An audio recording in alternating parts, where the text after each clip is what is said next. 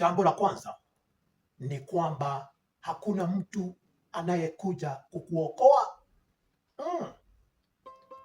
Wewe binafsi ndiwe utajiokoa kutoka kwa shida zako.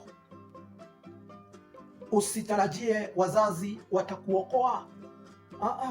Wazazi watajaribu washindwe. Usitarajie marafiki basi ndio watakuokoa. La hasha. Wala sio serikali.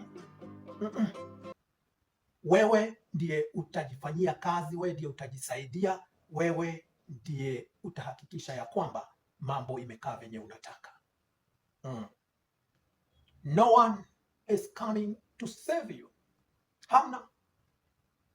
Kweli ndio huo, lakini mchungu hatutaki kuukubali. Na jambo lingine ni kwamba watu huheshimu matokeo, sio effort, sio kujaribu au nia njema, good intentions.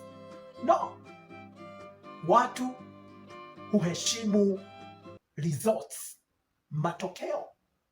So haijalishi ni nini unachokifanya, matokeo yake ndio itategemea venye watu watakujaji, ndio yako na final say. Hivyo wacha kujali ni nini unafanya, unakifanya vipi, jali matokeo ya hiki ninachokifanya ni nini, kwani hata ukifanya vipi, hata ufanye na effort gani, kama hujaleta matokeo, hamna atakaye tabua. Ni ukweli, lakini mchungu hamna anayetaka kusikia, ya kwamba dunia haina zawadi yoyote kwa mtu mwenye anajaribu. Watu hawana zawadi kwa mtu mwenye anang'ang'ana.